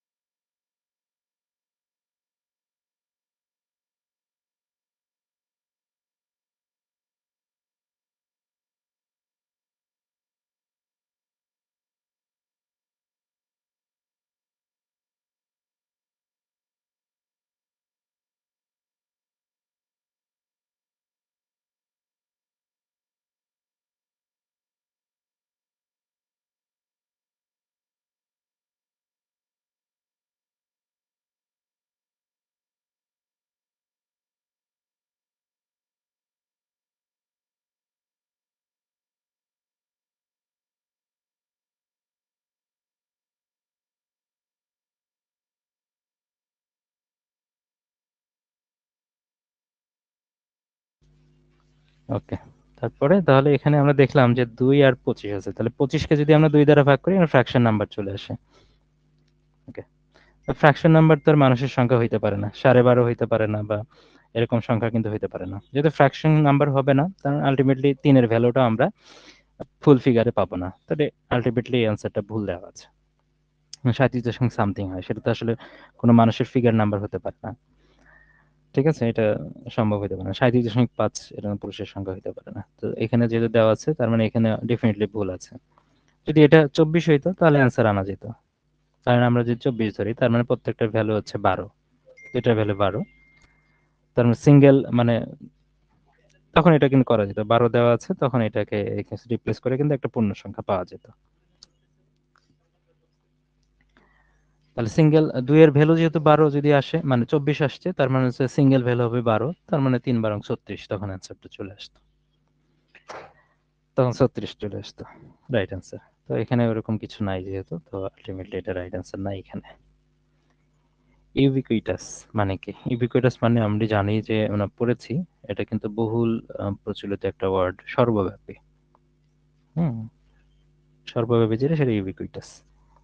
তাহলে সর্বব্যাপী মানে ওয়াইড স্প্রেড, যেটা সব জায়গায় আছে। আলটিমেটলি এখানে রাইট অ্যান্সার এখানে বুঝতে পারছি, বহু বিস্তৃত। আর স্কার্স মানে আমরা জানি অপ্রতুল বা সংকট যেটা থাকে, আবার মানে আবার প্রচুর, লিমিটেড মানে আবার অপ্রতুল বা তো এই বিষয়গুলো, তার মানে ইউবিকুইটাসের সাথে ওয়াইড স্প্রেডটাই কিন্তু যাচ্ছে, সহজ হিসেবে আসছে এটা। 5টি ধারাবাহিক পূর্ণসংখ্যার গড় হচ্ছে 15, সবচেয়ে বড় পূর্ণ সংখ্যা কত? আচ্ছা, পূর্ণ সংখ্যার গড় যখন বলা হয়, ধারাবাহিক 5টা কথা বলছে, গড় সংখ্যাটা কিন্তু সবসময় মাঝখানে থাকে। আর মাঝখানে আপনি 15কে রেখে দেন। তার মানে 5টা পূর্ণ সংখ্যা, আগে আছে ছোট দুইটা, পরে আছে বড় দুইটা। তাহলে ছোট দুইটা নিয়ে যান, 13, 14, 15, 16, 17। তার মানে এটা গড়। তার মানে আগে দুইটা আছে, পরে দুইটা আছে। তাহলে সবচেয়ে বড় পূর্ণ সংখ্যা কত? ডেফিনেটলি 17। সবচেয়ে ছোট পূর্ণ সংখ্যা ডেফিনেটলি 13, 15, 16, 17। তাই এখানে কি? এখানে কিন্তু অ্যান্সার নাই, 18 দেওয়া আছে। অ্যান্সার 17 থাকলে তখন রাইট অ্যান্সার হতো। এটাও ভুল। তার মোটামুটি আমরা দেখলাম যে ম্যাথের মধ্যে একটা ভুল দেখলাম, এখানে মানসিক দক্ষতার মধ্যে দুইটা অপশন ভুল, এগুলো ভুল ছিল।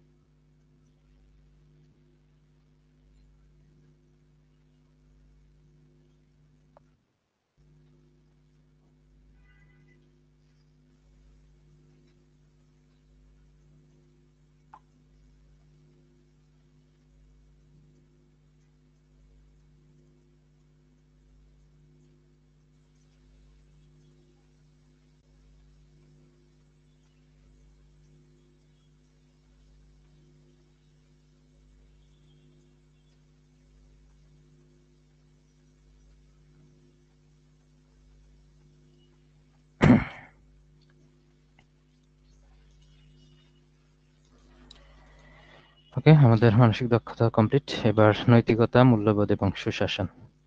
এই সুশাসনের 10টা প্রশ্ন এসেছিল, তার মধ্যে 7টাই মোটামুটি কমন ছিল। আগে বিসিএস এ 45-এ মেবি 10টার মধ্যে 9টাই কমন। আলটিমেটলি দেখা যাচ্ছে যে কমন আসে। এর জন্য কিন্তু মেইন কোর্সে কিন্তু খুব বেশি পড়ানো হয় নাই, খুব কম পড়ানো হয়েছে। আর যেগুলো আনকমন ছিল সেটা আলটিমেটলি কেউই পারে নাই, এটা সবচেয়ে বড় ব্যাপার। আর আন্দাজে দাগায় সঠিক হয়েছে এরকম হইতে পারে, কিন্তু অ্যাটলিস্ট শিওর হয়ে দাগেছে এরকম নাই। এই 7টার মধ্যে 7টা আবার শিওর হয়ে দাগানো গেছে, বাদ বাকি 3টা যেটা আসছে কারোরই কমন পড়ে নেই এবার। কিন্তু ওটা যে দাগাইছে তাকে আলটিমেটলি রিস্ক নিয়ে দাগাইতে হয়েছে। তার মানে আমি দেখলাম যে ওই যে আমাদের মেইন কোর্সে যতটুকু আপনাদের পড়িয়েছি, ওই 4-5 পেজের পড়া, ওইটুকু পড়লেই কিন্তু মোটামুটি যে কমন পাওয়ার সেটাই কিন্তু পেয়ে যাবেন। এর বেশি কিন্তু আপনাকে কষ্ট করতে হবে না। এনিম্যাল লিবারেশন গ্রন্থটির রচয়িতা থেকে আনকমন ছিল, এখানে দেখতে পাচ্ছেন যে এই সাইনটা নাই, তার মানে এটা কমন ছিল না। এটা পিটার স্যাঙ্গার। তাহলে পিটার স্যাঙ্গারের কথা বা সিঙ্গার যেটাই লিখছে এখানে, তো তার সম্পর্কে একটা প্রশ্ন এসেছে, তার মানে এটা একটা গাইডলাইন।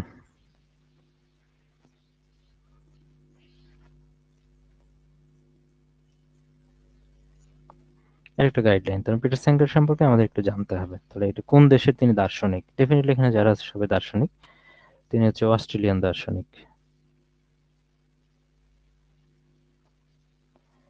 তাহলে একটা আমরা জানলাম তার বইয়ের নাম, এটা কিন্তু সামনের পরীক্ষাতে আবার রিপিট হতে পারে, অ্যানিমাল লিবারেশন আবার আসতে পারে। তো এখান থেকে আরেকটা জিনিস জানবো এর সাথে, অ্যানিমাল লিবারেশনের সাথে, যেহেতু নৈতিকতার সাথে সম্পর্কিত, তার নৈতিকতা রিলেটেড বইয়ের নামটা একটু জানতে হবে। Ethics in real world. Ethics in real world, এটা জেনে নিলাম। দেন আসি, কোন শ্রেণীর ক্রিয়া নীতিবিদ্যার আলোচ্য বিষয়ের অন্তর্ভুক্ত? বহুবার এটা এসেছে। সরাসরি প্রশ্ন হচ্ছে ঐচ্ছিক ঐচ্ছিক ক্রিয়া। আপনি পড়েছেন, এর আগে ব্যাখ্যা আপনারা পড়েছেন, এটার আলোচনায় গেলাম না। বাংলাদেশের নৈতিকতার প্রবর্তককে, বহুবার পড়া হয়েছে এটা, আরজ আলী মাতব্বর। আরজ আলী মাতব্বরের আরো দুইটা আমরা বইয়ের নাম পড়েছিলাম, সেটা হচ্ছে তার লেখা সত্যের সন্ধানে, আর একটা হচ্ছে সৃষ্টি রহস্য। এটা মেইন কোর্সে আপনারা পড়েছেন। তো কোনটা? সত্যের সন্ধান আর হচ্ছে সৃষ্টি রহস্য, এটা আপনারা পড়েছেন। নিচের কোনটি সুশাসনের মূলনীতি? আচ্ছা, সুশাসনের মূলনীতি নিয়ে তো এটা আপনাদের লেকচারেও পড়ানো হয়েছে। আচ্ছা, এখানে তো নৈতিকতা, মূল্যবোধ এবং সুশাসনের তো একটা লেকচার, সরি, দেখা যাচ্ছে মনে হয় এটা না, নৈতিকতাটা দেখা যাচ্ছে। হুম, দেখা যাচ্ছে। এখানে যে যেটা বলছিলাম যে এখানে নবনৈতিকতার প্রবর্তককে, এটা দেখেন এখান থেকে কিন্তু প্রশ্নগুলো কমন এসেছে এগুলো। এটা মেইন লেকচারটা। তাহলে এটা এখান থেকে এসেছে, এই যে এই কথাই বলছিলাম, সত্যের সন্ধান এবং সৃষ্টির রহস্য, এটা ছিল। দেন যে পরের প্রশ্নটা বললাম যে সুশাসনের মূলনীতি কোনটা? সুশাসন নিয়ে যে বিষয়টা আসছে সেটা আমরা দেখি একটু এক নজরে। সুশাসন, সুশাসনের কিছু পয়েন্ট আছে। এই ধরনের প্রশ্ন যে আসে এটা আলটিমেটলি আপনারা এর আগে আপনাদের এটা কিন্তু এভাবে নোট করেও দিয়েছে, আর এসে ক্লাসে পড়িয়েছে, আর মেইন ক্লাসে তো আছে এটা। সুশাসনের পূর্ব শর্ত, এই প্রশ্নটা যেটা কিনা এসেছে এখানে, যে সুশাসনের মূলনীতি স্বচ্ছতা এবং জবাবদিহিতা। এটা অপশন দেখে আপনি অ্যান্সার করতে পারেন, বাদ বাকি কোনোটা যে হবে না এটা আপনারা ছোট বাচ্চা পারবে। স্বচ্ছতা, জবাবদিহিতা এখানে কিন্তু এখান থেকে আসছে। আর্থিক উন্নয়ন, মত প্রকাশের স্বাধীনতা, মানবাধিকার প্রতিষ্ঠা, স্বচ্ছতা, জবাবদিহিতা, আইনের শাসন, এগুলোই। দেন আসে মানুষ হও এবং মরে বাঁচো, এই উক্তিটি কার? এটা ডেফিনেটলি কমন আসে নাই, কারোরই আসে নাই। এটা দাগিয়েছে, এটা রিস্ক নিয়ে দাগাইতে হবে। তো আলটিমেটলি 10টার মধ্যে 7টা অ্যান্সার করা যায়, খুব কনফিডেন্টলি অ্যান্সার করা যায়। বাদ বাকি 3টের আমার দরকার নেই। মানুষ হও এবং মরে বাঁচো, এটা কার উক্তি? এটা হেগেলের উক্তি। Be a person and life, মানে ডাই টু লাইফ, ইংলিশে যদি আসে তাহলে এইভাবে, be a person and die to life. তাহলে হেগেল সম্পর্কে যেহেতু এসেছে, তাহলে হেগেল সম্পর্কে আমাদের কিছু তথ্য জানতে হবে। পরবর্তীতে এটাকেই বেস ধরে প্রশ্ন হইতে পারে। তিনি হচ্ছে পূর্ণতাবাদ বা কল্যাণবাদের বিস্তারিত নিয়ে আলোচনা, বা বিশারদ তাকে বলা হয়, কল্যাণবাদ নিয়ে আলোচনা করেছেন। ব্যাস, এই জিনিসটাকে জাস্ট মনে রাখেন। আর তার একটা বিখ্যাত বই আছে, দ্য ফেনোমেনোলজি অফ স্পিরিট। এমনি কি পড়ার সময় এটা পড়তাম, বা মেইন মেইন কোর্সে কি আমি এটা পড়িয়েছি? পড়াইনি। মানে এই বইয়ের নামগুলো পড়িনি, বইয়ের নামগুলো কিন্তু এখানে যা আছে এগুলোই কিন্তু পড়িয়েছি। কিন্তু এটা কেন পড়তে হলো এখন? কারণ আমরা প্রশ্ন সলভ করতে গেছি, যার কারণে তার সম্পর্কে একটা না কিছু জানতে হয়। সবচেয়ে গুরুত্বপূর্ণ যেটা, সেটা আমরা এখান থেকে জেনে নিলাম। ভবিষ্যতে যদি এখান থেকে আসে তো আসলো। জাতীয় শুদ্ধাচার কৌশল নীতিমালা কত সালে পাশ হয়? ডেফিনেটলি 2012 সালে। এবং এটা প্রিভিয়াস সাল থেকেই আসলে প্রশ্নটা কমন এসেছে। প্রিভিয়াস সালগুলোতে আমরা দেখেছি এটা এসেছে। এই যে এখানে মন্ত্রিপরিষদ বিভাগ সাধারণত এই জাতীয় শুদ্ধাচার কৌশল এটা গ্রহণ করেছিল 2012 সালে। এটা কিন্তু মেইন কোর্সে, ওই জন্য এটা অ্যাড হয়েছে। আলটিমেটলি এটা পরীক্ষাতে এসেছিল আগে। আর জাতীয় শুদ্ধাচার কৌশলের মধ্যে এই শুদ্ধাচার বলতে আসলে কি বোঝায়, এই শুদ্ধাচার বলতে কি বোঝায়, এটা কিন্তু এটাও কিন্তু পরীক্ষার প্রশ্ন ছিল। যে আমরা জানি নৈতিকতা এবং সততা দ্বারা প্রভাবিত আচরণগত উৎকর্ষতা, সেটাই মূলত শুদ্ধাচার। তো আগে আপনার এটা পড়ার কথা, তারপরে যদি না পড়ে থাকেন তাহলে আবার একটু লিখে রাখেন, নৈতিকতা ও সততা দ্বারা প্রভাবিত আচরণগত উৎকর্ষতা। ব্যাস, এটাই। যেন আসেন, দর্শন হচ্ছে ধর্ম এবং বিজ্ঞানের মধ্যবর্তী একটি অনধিকৃত প্রবেশ। এটাকে যদি বলা হয় যে দর্শন, ধর্ম এবং বিজ্ঞানের মাঝে, মানে রিলিজিয়ন অ্যান্ড সায়েন্সের মাঝে যে নোম্যান্স ল্যান্ডের কথা বলেছে, নোম্যান্স ল্যান্ড, অনধিকৃত প্রবেশ মানে হচ্ছে নোম্যান্স ল্যান্ডের কথা বলেছে। যদি এইভাবেও বলে নোম্যান্স ল্যান্ড, এটা কোট করে যদি সামনের পরীক্ষাতে কোনোটাতে আসে, তাহলে এটা কে বলেছে? আলটিমেটলি দুটো একই জিনিস। বার্ট্রান্ড রাসেল এটা বলেছে, এবং বার্ট্রান্ড রাসেল সম্পর্কে আমি জানি যে তিনি একজন ব্রিটিশ ব্রিটিশ দার্শনিক। তো তার যে লেখা আছে, গুরুত্বপূর্ণ লেখা, সেই গুরুত্বপূর্ণ লেখাগুলো আমরা এখানে দেওয়া আছে। এখান থেকে একবার দেখে নিই, আবার রিভিউ করে নিই। Bertrand Russell, a power, a new social analysis, এখানে একটু ভুল আছে, human society in ethics and politics, in ethics and politics and দিতে হবে, হ্যাঁ, ইজ হয়ে গেছে in political ideals, then the problems of philosophy. এখানে একটা জিনিস অ্যাড করা যায়, the element of ethics, the elements, যদি এটা সালের প্রশ্ন, এসেছিল, তো সেখান থেকে এটা মুখস্থ হয়ে যায়। এই টোটাল, সরি, হ্যাঁ, এলিমেন্টারি পিথিক্স ঠিক আছে। ম্যানুয়াল পিথিক্স হচ্ছে ম্যাককেনজির, ম্যানুয়ালটা আলাদা। ঠিক আছে, এটা এর মধ্যে একটা পার্থক্য আছে। ম্যানুয়াল হচ্ছে এমতে ম্যানুয়াল, এমতে ম্যাককেনজি, এটা পড়বেন। আর বাদ বাকিটা এলিমেন্টস অফ পিথিক্স। এই টোটাল পাঁচটা। এই পাঁচটার মধ্যে আমি দেখছি যে কয়টা আসছে আলটিমেটলি, দুইটা নিয়ে অলরেডি বহুবার প্রশ্ন এসেছে। আম, তাহলে এখান থেকে এটা বাদ বাকিটা স্ক্রিনশট দিয়ে রাখতে পারেন, ধীরে ধীরে লিখলেন এটা। সুশাসন চারটি স্তম্ভের উপর নির্ভরশীল, এই অভিমত প্রকাশ করেন। চারটি স্তম্ভের কথা ডেফিনেটলি বিশ্বব্যাংক বলেছে। বিশ্বব্যাংক কিন্তু চারটা স্তম্ভের কথা দুইবারে বলেছে, মানে দুইটা ভিন্ন ভিন্ন সময়ে তারা চারটা স্তম্ভের কথা কিন্তু আলোচনা করেছে। এই যে এখানে বিশ্বব্যাংকের মতে সুশাসনের স্তম্ভ বা বৈশিষ্ট্য হচ্ছে চারটা। 1994 সালে এক ধরনের স্তম্ভের কথা বলেছে, 2000 সালে এসে আরেক ধরনের স্তম্ভের কথা বলেছে। আলটিমেটলি একই জিনিস, আলাদা কিছু না, স্তম্ভ চারটাই এখানে বলা আছে।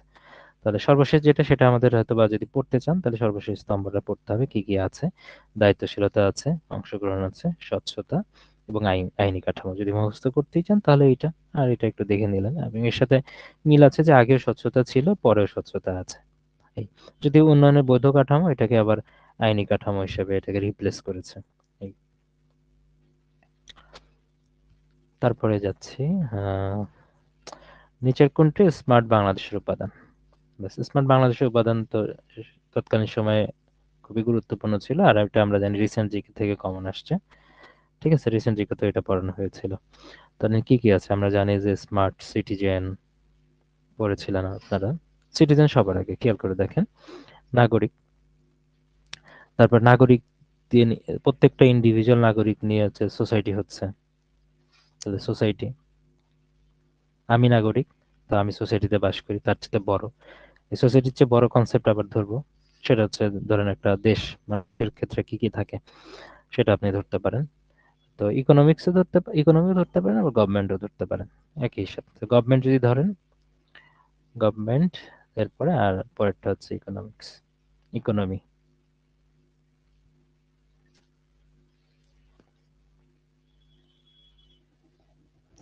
বাস, এই চারটা জিনিস ছিল। এর মধ্যে অপশনের মধ্যে আছে হচ্ছে স্মার্ট সোসাইটির কথা বলা আছে। এই ডেমোক্রেসি নিয়ে কনফিউজড হইতে পারে অনেকে। তো ডেমোক্রেসি বলতে আসলে টার্ম নাই, সিটিজেন, সোসাইটি, গভর্নমেন্ট আর হচ্ছে ইকোনমি, সিরিয়াল গেছে। দেন সর্বশেষ প্রশ্ন, আর 46তম বিসিএস প্রিলির সর্বশেষ প্রশ্ন, রিপাবলিক গ্রন্থটির রচয়িতাকে? রিপাবলিক, আমরা জানি প্লেট, এখানে যেহেতু অ্যারিস্টটলের নাম দেয়া নেই, তাহলে অ্যারিস্টটল আর প্লেটের মধ্যে কোনো ধরনের গন্ডগোল লাগার কথা না। তো ডেফিনেটলি কনফিডেন্টলি আপনারা প্লেটো দাগিয়েছেন। আহ, কারণ অনেক সময় অ্যারিস্টটল থাকলে দুটোর মধ্যে কনফিউশন লেগে যায়, যদি ট্রিক মনে না থাকে বা একদম কনফিডেন্টলি মনে না থাকে, তখন ঝামেলাটা হয়ে যায়। তাহলে এই রিপাবলিক সম্পর্কে আমাদের পড়তে হবে কি? সুশাসনের প্রথম ধারণা কিন্তু এই রিপাবলিক গ্রন্থেই দেওয়া হয়েছে। প্রথম ধারণা কিন্তু রিপাবলিক গ্রন্থেই প্লেটো কিন্তু দিয়েছে। প্লেটোর আরো লেখা আছে, যে এর সাথে পড়েন, সিম্পোজিয়াম নামে একটা লেখা আছে, সিম্পোজিয়াম। তারপরে এর বাইরে দরকার নেই, দ্য লস নামের একটা লেখা আছে, ল সম্পর্কে তিনি লিখেছেন, এগুলো খুব কম আসে, লসটা ইম্পর্টেন্ট হতে পারে। তাহলে প্লেটো, আর এমনিতেই জানিয়েছে এসপিএ কে, কে কার স্টুডেন্ট ছিল? সক্রেটিস স্টুডেন্ট ছিল, প্লেটো প্লেটোর স্টুডেন্ট, অ্যারিস্টটল অ্যারিস্টটলের স্টুডেন্ট হচ্ছে আলেকজান্ডার। এটা তো আপনারা বহুবার পড়েছেন এটা। এই তো। আর সুশাসনের প্রথম ধারণা সম্পর্কে আসলে বলা আছে যে এটা এখানে আমি দেখিয়েছিলাম, এই যে গুড গভর্নমেন্টস, এটা প্রথম ধারণা পাওয়া যায় প্লেটোর রিপাবলিক গ্রন্থে। হুম, Plato, P R Plato, Republic, এইভাবে মনে রাখতে পারেন যে রিপাবলিকটা কার সাথে যাচ্ছে, পির সাথে আর যাচ্ছে। ওকে, তো এই তো ছিল, সবগুলো প্রশ্ন আমাদের কমপ্লিট হয়ে গেল। 5টা ক্লাস লেগেছে, ধীরে ধীরে যাওয়ার চেষ্টা করেছি, যার কারণে একটা নির্দিষ্ট ক্লাসে যেন প্রেশারটা কম পড়ে। এই জন্য, যেহেতু আমাদের কাছে খুব বেশি প্রশ্ন ছিল না সলভ করার মতো, ধীরে ধীরে এটা করে নিয়েছি। আগের তো সবকিছু আমি কমপ্লিট করেই ফেলেছি।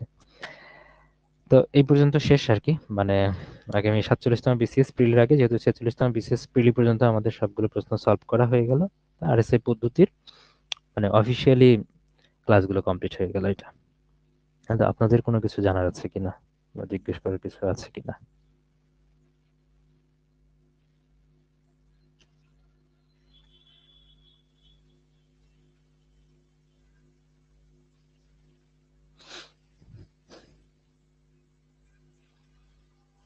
যারা আছেন।